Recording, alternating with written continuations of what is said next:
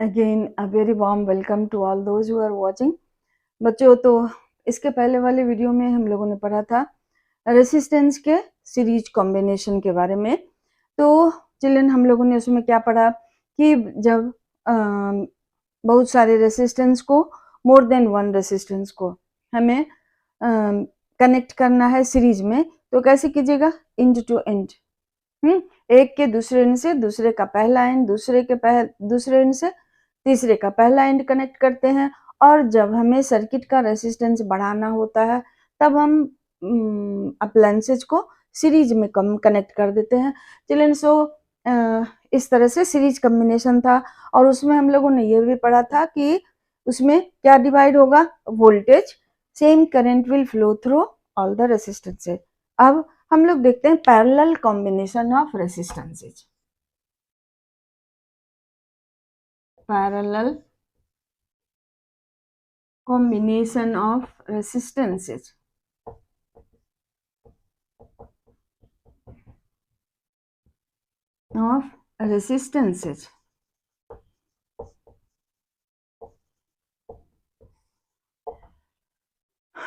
सो बच्चों, अब हम लोग देखते हैं ये हमारा पैरेलल कॉम्बिनेशन ऑफ रेसिस्टेंसेज। इसमें क्या होता है कि अगर एक रेसिस्टेंस के मतलब मीन्स क्या, हर एक रेसिस्टेंस के एक एंड को एक जगह और दूसरे एंड को दूसरे पॉइंट पर कनेक्ट कीजिए, तो इस तरह के कॉम्बिनेशन को हम लोग कहते हैं पैरेलल कॉम्बिनेशन। मान लीजिए पॉइंट ए पर R1, R2 और R3 का एक एंड कनेक्टेड है, यहाँ दूसरा एंड सबका कनेक्टेड है B पर। तो इस तरह से जो कॉम्बिनेशन होता है बच्चों, कनेक्शन होता है रेसिस्टेंस का, ऐसे कॉम्बिनेशन को हम लोग कहते हैं पैरेलल कॉम्बिनेशन। हमारे घर में कैसा कॉम्बिनेशन होता है? Parallel combination. चिल्ड्रन, देन अब हम लोग देखते हैं इस पैरेलल कॉम्बिनेशन में क्या, कौन सा क्वांटिटी डिवाइड होगा और कौन सा क्वांटिटी सेम रहेगा। चिल्ड्रन, सो अब देखिए क्या होगा इसमें। इसके एक एंड को हम लोग बैटरी और स्विच से कनेक्ट कर देते हैं, दूसरे एंड को उस स्विच से कनेक्ट कर दिए। पोटेंशियल डिफरेंस भी है, यहाँ से करंट I फ्लो हो रहा है। अब चिल्ड्रन, ये पैरेलल कॉम्बिनेशन में रेसिस्टेंस का सीरीज कॉम्बिनेशन का उल्टा होगा। उसमें क्या डिवाइड होता था? वोल्टेज। इसमें क्या डिवाइड होगा? Current. Same voltage will stay across all the resistances, but current will get divided according to the value of resistance. अब मान लेते हैं R1, R2 और R3 हमारा तीनों रेसिस्टेंस है और ये पैरेलल में कनेक्टेड है पॉइंट A और B के बीच में। तो ये जो करंट I है यहाँ आने पर इसको 3 पाथ मिल जाएगा, 3 पाथ। और इस तीनों पाथ से करंट का वैल्यू मान लेते हैं I1 है, इससे I2 है और इसके क्रॉस I3 है। तो ये I1, I2 और I3 में डिवाइड हो गया।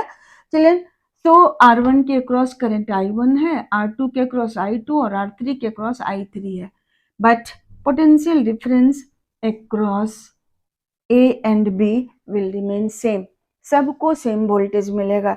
हम लोग के घर में जो भी अप्लायंस हम लोग यूज करते हैं, all are connected in parallel. सब एक ही वोल्टेज 220 वोल्ट पर वर्क करता है। देन चिल्ड्रन, तो अब हम लोग इसको कैसे कहेंगे कि if more than one resistances are connected connected such that their one end of all the resistances are connected at one point and other end of all the resistances are connected at other point, such that the current across them get divided but potential difference across them remains same, then this kind of combination of resistances is called parallel combination. ठीक, तो ये हमारा हो गया parallel combination. इसमें current divide हो जाएगा, voltage same रहेगा। Then we can define it like this. If more than one resistances are connected in such a way that their one point stay connected at one point and other point at other all the end second other end of all the resistances at other point, then this kind of combination of resistances is called parallel combination. बच्चों तो जरूरी नहीं है कि math वाला parallel line हमारा हो, हमें देखना क्या है, एंड कहाँ कनेक्टेड है वो हमें देखना है, और इस तरह से हमको सीरीज और पैरेलल का को कैटेगराइज करना है। तो यहाँ आप देख रहे हैं कि स्ट्रेट लाइन तो है नहीं, फिर भी ये पैरेलल कनेक्शन है। हम लोग के घर में वायर्स स्ट्रेट लाइन तो में तो रहता नहीं है, फिर भी वो पैरेलल वे में कनेक्टेड है। तो मान लेते हैं कि let 3 resistances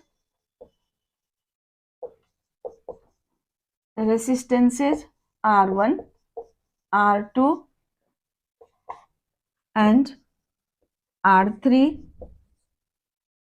are connected between point A and B. One end of all of them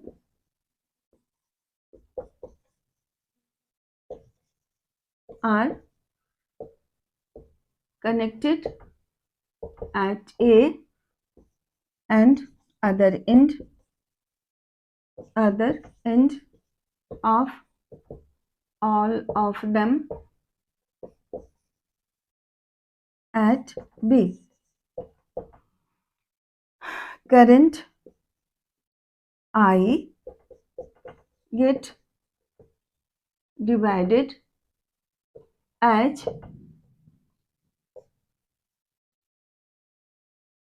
I1, I2 and I3 across R1, R2 and R3.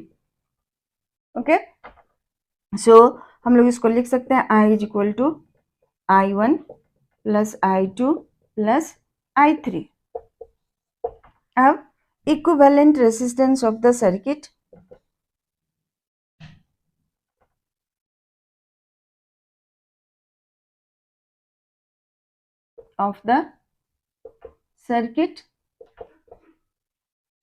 is R. Now, so बच्चों ये हमारा पूरे सर्किट के लिए है करंट का value I is equal to V by r. R equivalent resistance of R1, R2 and R3. ठीक है, तो ये हमारा पूरे सर्किट के लिए हुआ. तो लाइक दिस करंट थ्रू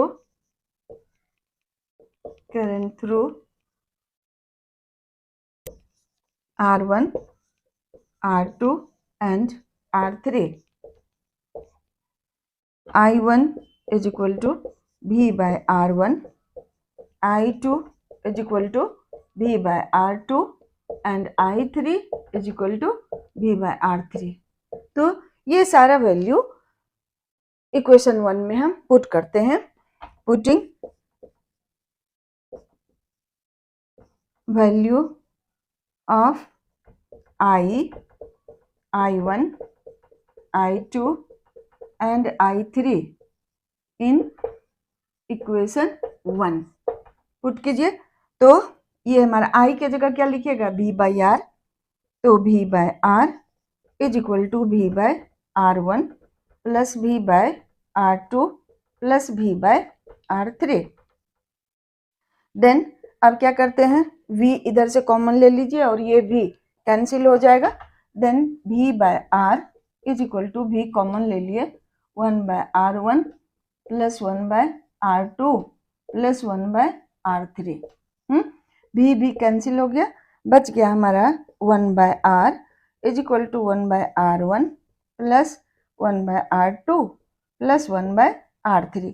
ये हमारा इक्विवेलेंट रेसिस्टेंस का वैल्यू आ गया किस कॉम्बिनेशन में, पैरेलल कॉम्बिनेशन में. तो बच्चों आई थिंक कि कंफ्यूजन नहीं होना चाहिए आपको। आई है पूरे सर्किट से करंट, आई का value I1 plus I2 plus I3, क्योंकि वो करंट ये जो है जो हमें बैटरी प्रोवाइड कर रहा है, ये करंट 3 पार्ट में डिवाइड हो गया according to the value of resistance. अब I का वैल्यू निकाल लिए, फिर से I1 I2 और I3 का वैल्यू निकाल के हमने इसमें पुट कर दिया इक्वेशन 1 में, तब V कॉमन लेके कैंसिल हो गया ये, और बच गया हमारा 1/R equal to 1/R1 plus 1/R2 plus 1/3 R3। It means क्या हो रहा है, पूरे सर्किट का रेसिस्टेंस कम हो जा रहा है।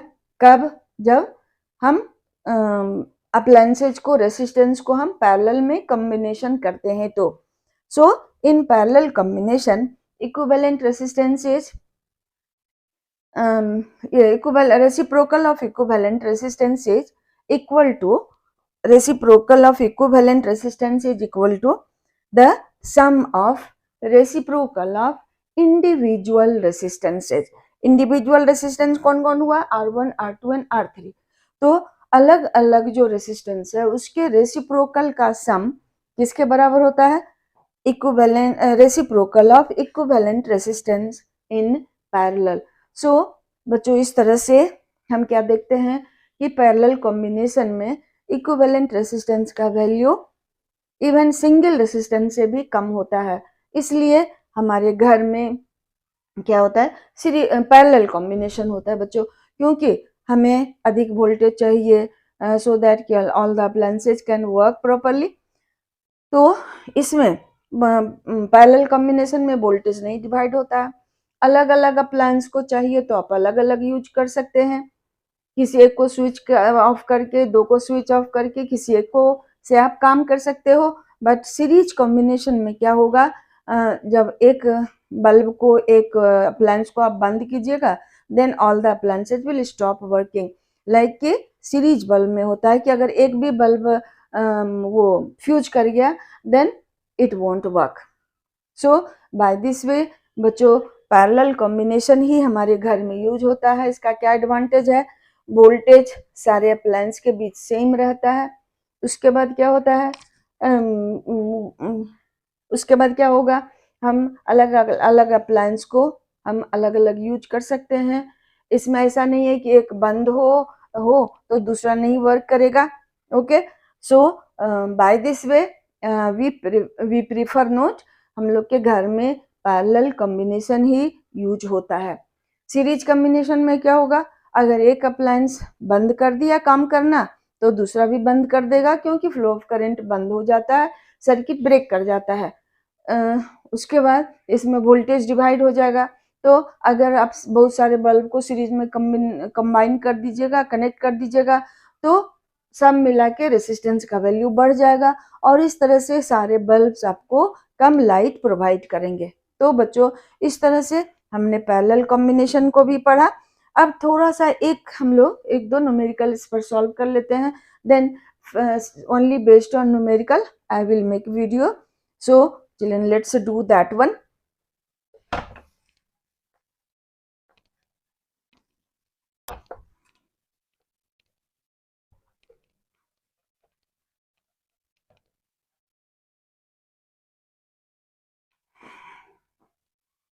Suppose we have एक रेसिस्टेंस हो गया, ये दो रेसिस्टेंस हो गया।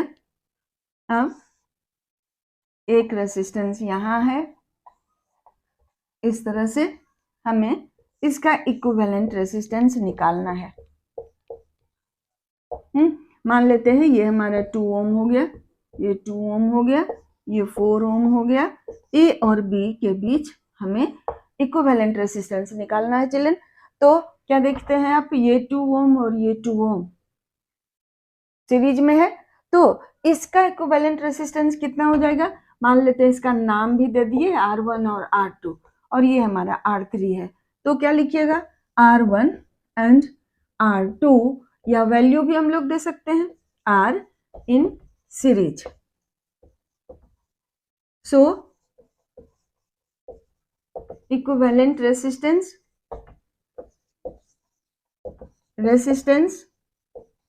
ऑफ बोथ ऑफ देम क्या हो जाएगा, R is equal to 4 ohm, 2 ohm plus 2 ohm. Now अब ये देखिए 4 ओम इस दोनों का इक्विवेलेंट मीन्स अगर आप फिर से सर्किट बना के देखते हो तो ये हमारा एक इक्विवेलेंट रेसिस्टेंस हो गया, दूसरा हमारा ये रेसिस्टेंस हो गया, एंड ये कनेक्टेड है बैटरी एंड स्विच से, ठीक है। तो अब ये भी हमारा 4 ओम हो गया क्योंकि ये दोनों सीरीज में है, इस दोनों का इक्विवेलेंट 4 ओम हो गया, ये भी हमारा 4 ओम है, तो ये दोनों अब पैरेलल में है। Then the 2 4 ohm resistances